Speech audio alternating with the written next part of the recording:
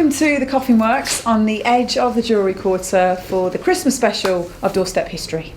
We're going to be looking at all of the festivities and special moments from time gone by. Now, for youngsters like Norman, sitting on Muffin the Mule was obviously a Christmas treat. This was at Lewis's in the early 1960s. The arrival of Father Christmas at the city centre store was always much anticipated. We've been sent these great photographs of Santa arriving at the Co-op. This is in the High Street in Birmingham. They come from Tony and Linda Chu and their colleagues, who have built up an excellent archive of photographs and memories relating to Co-op stores across the city of Birmingham. Their group is called the Central England Cooperative History Group, and we thank them for helping us to keep our memories of Old Bum alive. And a Merry Christmas and a Happy New Year to you, and of course keep up the good work. Here's Father Christmas arriving through Aston in 1951.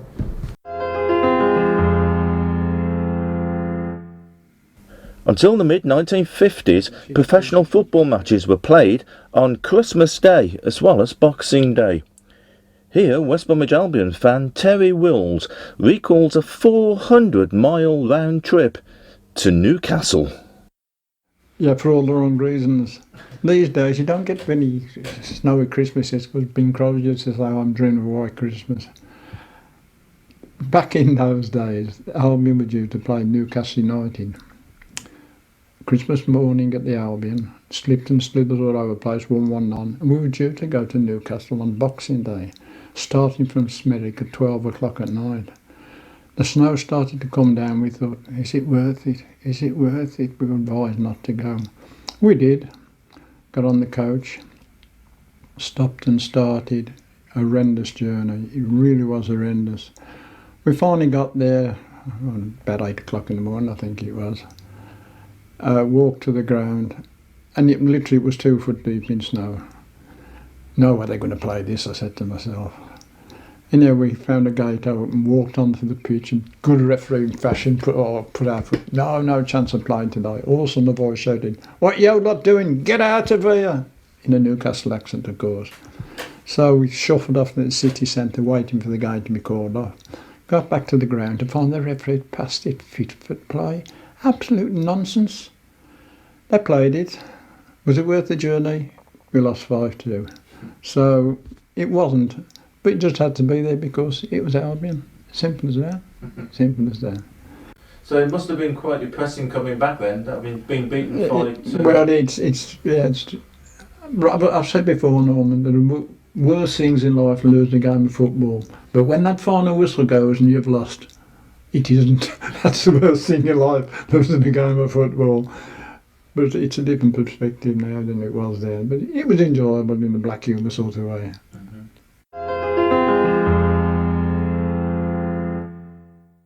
Well, I just happened to be browsing through some old newspapers, as you do, and came across this brilliantly named Smethwick telephone. And this just happens to be the Christmas edition from December 1934.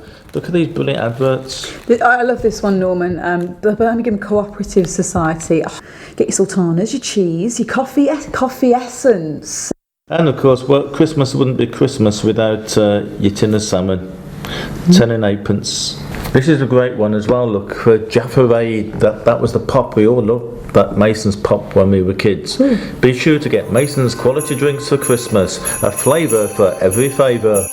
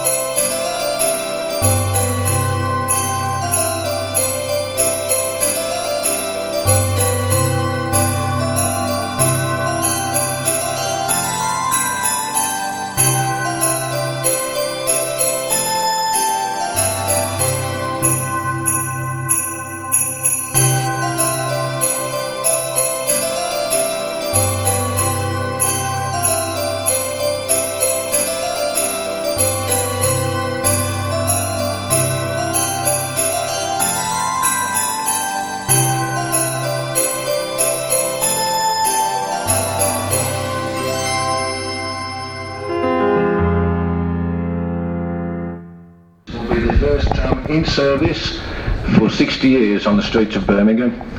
So cameras at the ready. And cameras were at the ready just before 8 o'clock on Sunday morning the 6th of December, as trams returned to the streets of Birmingham for the first time since they were scrapped in 1953.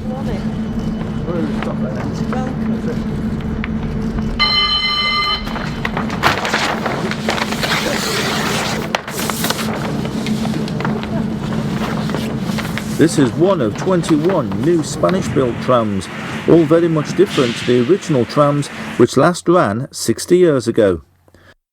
Birmingham had a fleet of 843 such trams.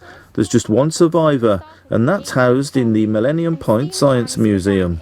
This is the same tram that Her Majesty the Queen unveiled in November, naming it in honour of the former chairman of Centro. Each of the new trams carries up to 54 seated and 156 standing passengers. The £500 million Paradise Regeneration Programme in central Birmingham took a huge step forward with the start of the removal of the exterior of the former Central Library in Chamberlain Square. The high-reach excavator, one of only 3 in the country, tore into the concrete panels at the top of the 40-year-old library. This is officially called nibbling.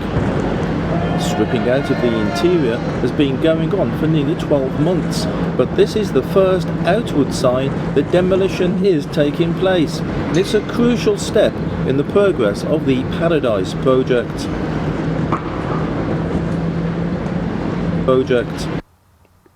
The original Victorian library, dating from 1885, was shockingly demolished to make way for this brutalist architecture of the early 1970s. Prince Charles, no less, once said it looked like a place where books are incinerated and not kept. Although there have been protests about the demolition of this library, the vast majority of people seem happy to see it go, especially as plans for the new Paradise will see the area opened up and made easier to access. The building will be replaced by 2 office blocks, number 1 and number 2 Chamberlain Square, and there will also be improved public open space, and work on that should begin in around 6 months' time. This is Norman Bartlam for the Midland in Paradise. We always remember those who lost their lives in the First World War. Here we remember those who made this supreme sacrifice over the Christmas period 100 years ago. 21-year-old stoker Harold Bellingham from Dunstall Road in Wolverhampton was on the submarine E6, which went down after hitting a mine in the North Sea on Boxing Day 1915. This really was a world war. Private James Rogers of the Royal Warwickshire Regiment from Upper Gough Street in central Birmingham lies in a cemetery in Gibraltar. Gunner Robert Howes died on Christmas Eve 1915. He was from Hyde Park Road in Smerick and lies in a cemetery in Iraq. Also on Christmas Day 1915, Private Arthur Enoch Tudor was killed in action. He lived in George Road in Saltley in Birmingham and is buried near Amiens in France. And Sergeant J. Keating died at the Dardanelles. His mother lived in Anderton Road, Tipton, and later moved to the Shakespeare pub, King Edward's Road in Birmingham.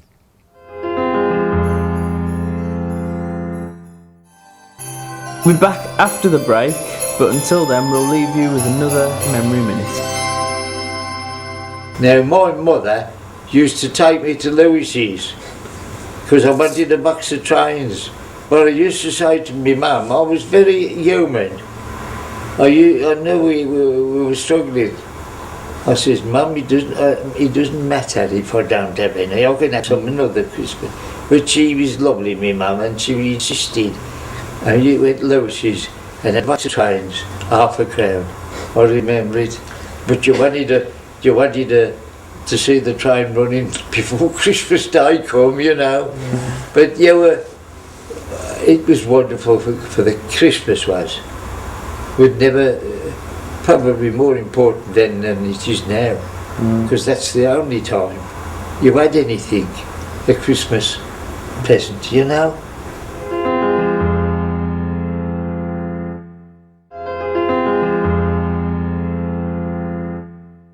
Well, welcome back to the second half of the programme on Doorstep History, which is going to be taken up by the Rights and Equality Group, Sandwell.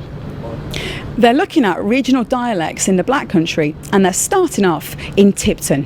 Rights and Equality Sandwell were granted £77,000 to do a project through the Heritage Lottery Fund about the dialect across the Black Country. It came about because one of the people who works for Rights and Equality wasn't born around here. She was born in Warwickshire, and she was intrigued by all the different variations in dialect when she was on the bus going into work, and she thought it would be useful to look at the different towns and look at different age ranges of people and see how the dialect varies from town to town. First of our films, Tipton, will be released to the general public here at Tipton Library, and that'll be the first of our findings, and then we'll do the same for the other towns as well. And here's the Tipton dialect in action with their version of the Nativity.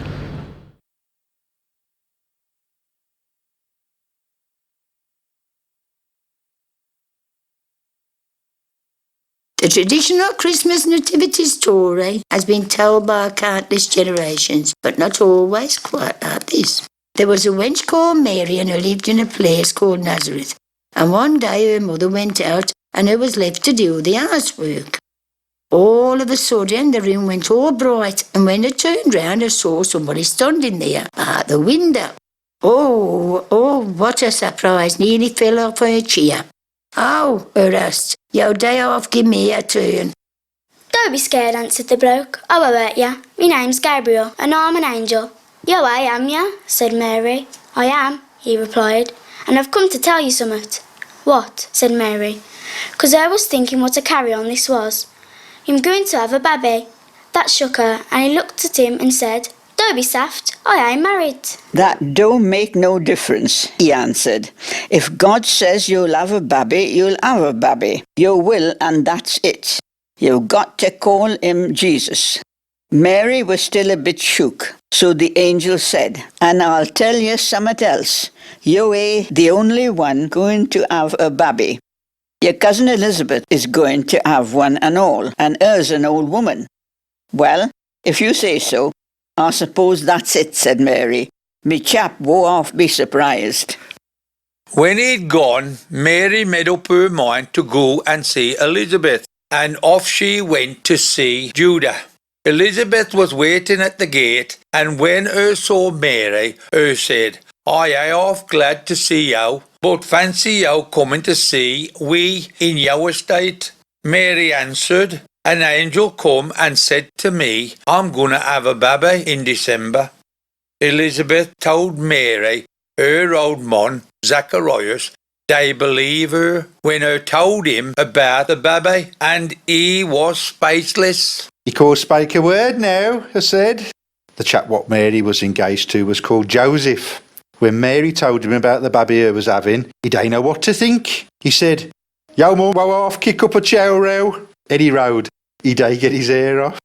And when he went to bed that night, an angel come to him in a dream. "Don't get mad at Mary about the baby," he told him. "It's God's son he's having, and his name is Jesus. Somebody's got to have him, or he won't get born." And yo, Mary was picked. So just you marry her, me mate. There ain't nothing to worry about. Soon after they was married, Joseph come in and told Mary, "I've had a letter from the taxman, and that Caesar says we've got to go to where we was born to be taxed. So we've got to go and traipse all the way to Bethlehem next week." Mary cut some sandwiches and packed a few cakes and apples. Then I made a bottle of tea, and when they'd had a decent breakfast, Joseph got the donkey out, put Mary on, and away they went. "Cheer up, our kid. It ain't far now," Joseph told her. "We'll soon have a rest. I keep getting bricks and sand in me sandals." When they got into town, Joseph knocked on the door of the inn and asked the innkeeper for a double room. The bloke were answered said, "Oh, could help ya. There's so many on 'em here, them having to sleep in the entry."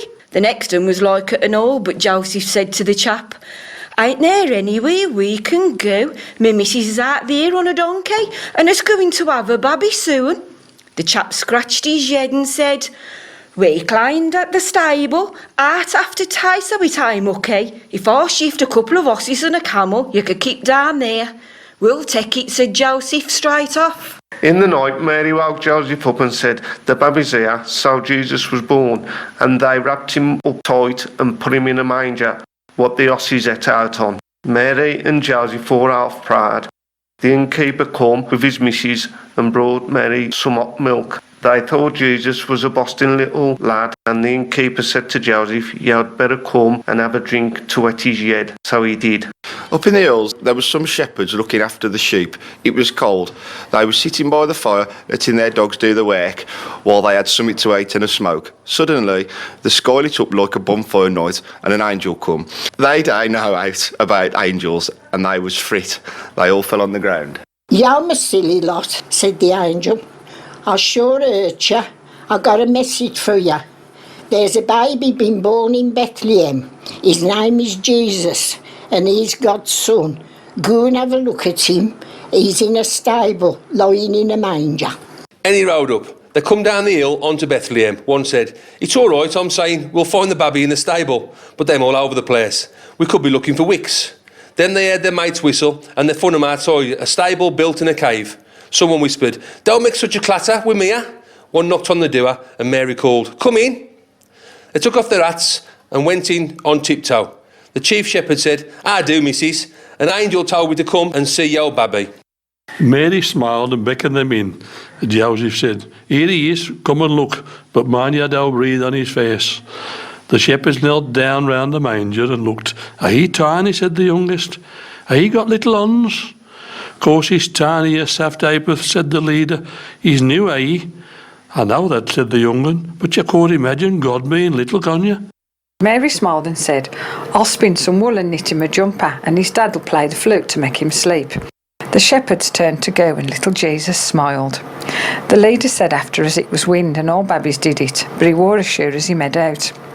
While all this was going on, 3 wise kings was in a country far away looking at stars. Suddenly one of them put down his telescope and called, "Come here, you lot, I've found a star what war there afore, and it's half a big un." "Yeah, I'm right, mate," they said. Then they looked. "I bet it's the one to tell us the new king were born." They checked up, and it was. One day they come to Jerusalem, went up to the palace and knocked on the door. A sentry opened it and they asked, "Is the king in?" The sentry said, "Half a mo, I'll go and see."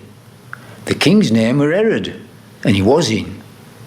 "There's 3 kings to see you," the soldier told him.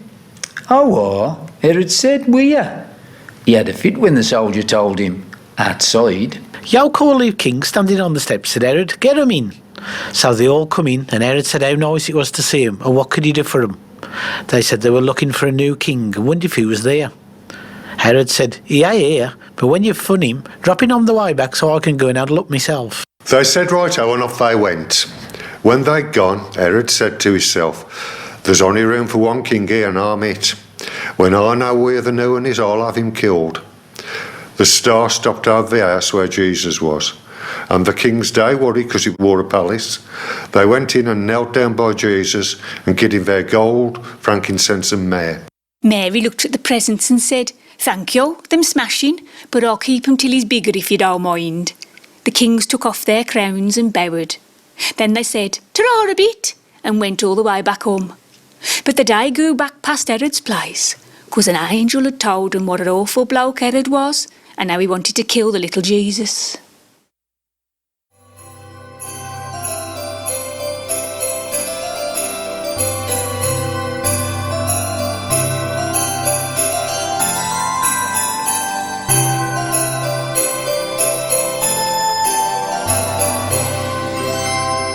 We used to go to Rickman's, and over Christmas time they'd have the turkeys all round the shop, and you'd go down as low as 8 pence a pound.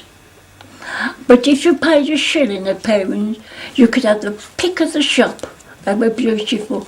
I think rabbits a good unit to about sixpence a pound because they had 3 different prices that they had up on different sizes.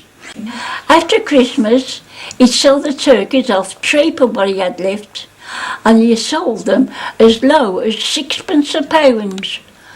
Because our mum used to go and have them. We had plenty of turkey while they were selling them off as low as 6pence a pound. Now you go and buy a turkey now. Go and ask for one at 6pence. That's it for the Christmas special of Doorstep History. Well, we very much hope you've enjoyed not only this programme but the whole series, and we'll be back with yet another series in the new year, beginning of February. Until then, all it remains for us to say is Merry Christmas and a Happy New Year.